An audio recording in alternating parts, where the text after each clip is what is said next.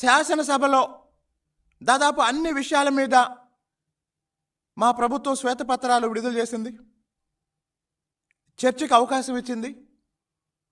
ఆ రోజు పారిపోయాడు. ఈరోజు 4 పేపర్లు పట్టుకొని గుంటూరు జైలు ముందు నిలబడి ఆ పథకం ఇవ్వలేదు, ఈ పథకం ఇవ్వలేదు అని మాట్లాడుతున్నాడు.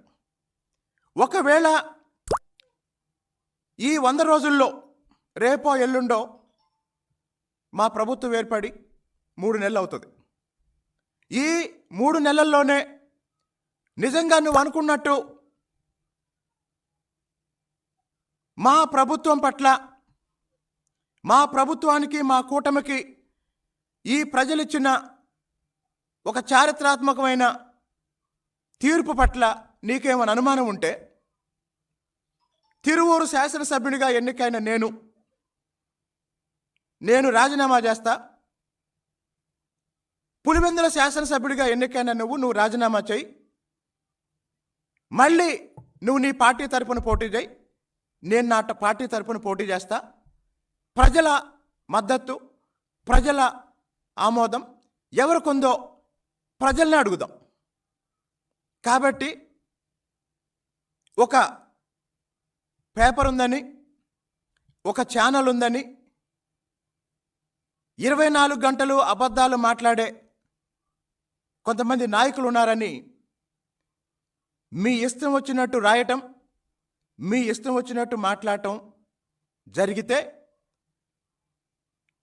మా నాయకుడి భాషలో చట్ట పరిధిలో ఎవరిని వదిలే ప్రసక్తి లేదు. అదే సమయంలో జగన్మోహన్ రెడ్డి 5 ఏళ్ల పాలనలో అన్ని రకాల అరాచకాలకి బాధ్యులై ఈరోజు చట్ట పరిధిలోనే విచారణ ఎన్నుకుంటున్న వాళ్ళని పరిశుద్ధులుగా చూపించి జగన్మోహన్ రెడ్డి రాజకీయ నాటకానికి వాళ్ళని వాడుకునే ఈ మొత్తం ప్రక్రియని ప్రజలందరూ గమనిస్తున్నారు. కాబట్టి ఇప్పుడు అందరూ ఆలోచించాల్సింది ఏంటంటే, వరద బాధితుల పరామర్శకి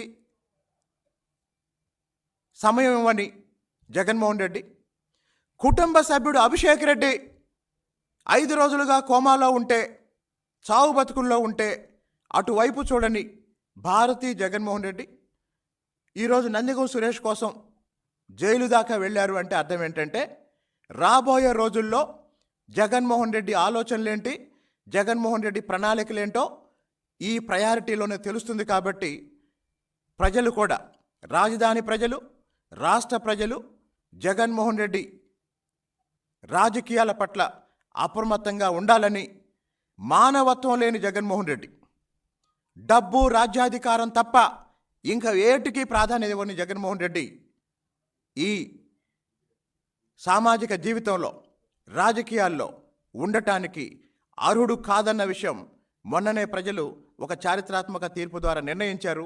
భవిష్యత్తులో కూడా అదే జరుగుతుందని తెలియజేస్తున్నాను. ధన్యవాదాలు.